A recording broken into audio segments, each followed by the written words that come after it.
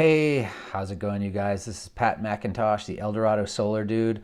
Going to give you some information on your true up bill from PG&E. If you have solar, you got a net energy metering true up statement from PG&E. If you're thinking about solar, you're going to have a net energy metering statement from PG&E. Some people call it a true up bill. So we're going to take a look at my friend Mike, and we're going to look at PG&E resources. They're outdated, so I'm going to show you what their updates are to make some sense of all this stuff that they've created here. So we want to look at Mike, all right? So we looked at Mike's 12-month usage, and in order to get your solar size correctly, you got to look at your 12-month usage from PG&E. Here's all his kilowatts that he used, January through December, all right? Now, PG&E will say, here's how much your kilowatts costed, here's how much your kilowatts were, and when you divide this number into that number, you'll get your kilowatt price your price per kilowatt hour. Now, he's paying 24 cents a kilowatt hour, just above what the base rate is, because he gets into that second tier occasionally. I know it's hard not to if you're in the tiered use rate. PG&E will allow you to generate 125% of these numbers for your solar. They'll allow you to design a system that will generate that much solar or that much energy. Now, they'll give you a statement every year and every month, actually, of what your charges are. So here's an example of a net energy metering statement for John Doe. All right, poor John right here. He's not generating enough electricity at the end that he needs. At the end of the year, he owes PG&E $467. All right. Well, they give you a summary.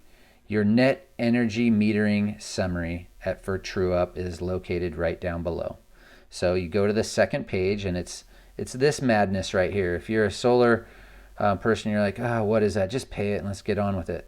But what it is, they give you a breakdown for each month. Okay, so they'll say, all right, here's how much you generated, here's how much you used, and the difference is what you owe to PG&E if you use more than you have generated. So some months he used less than he generated. There's those negative signs, and sometimes he used more.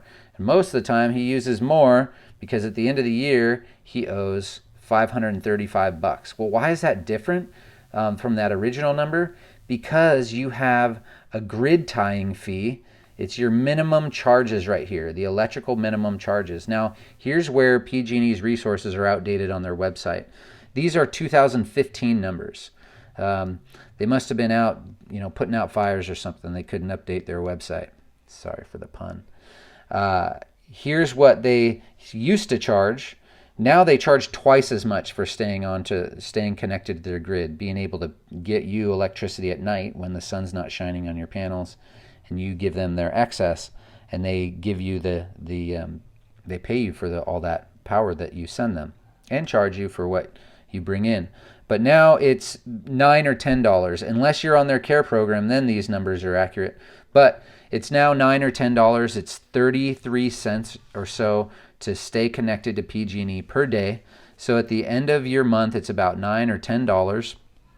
And then at the end of the year, it's $120 that they add on to you. Now, if you're like Mike, you can generate 125% of these numbers. So not everybody can if your roof isn't that big or you have a lot of electricity going through your house. Mike is going to be able to get back a few bucks at the end of the year, maybe $200 at the end of the year, that he can use to pay that grid tying fee. So he won't owe PG&E any money. They'll owe him some money, and they'll allow his credit to be used to wipe out that $120 that he would have to pay to stay connected to PG&E. So I hope that helped make some sense of your net energy metering statement, your true up bill. For more questions, go to EldoradoSolarDude.com. We're in El Dorado Hills, or you can call 415-341-2645. 846. Yes, it's a city number, but I live in El Dorado Hills.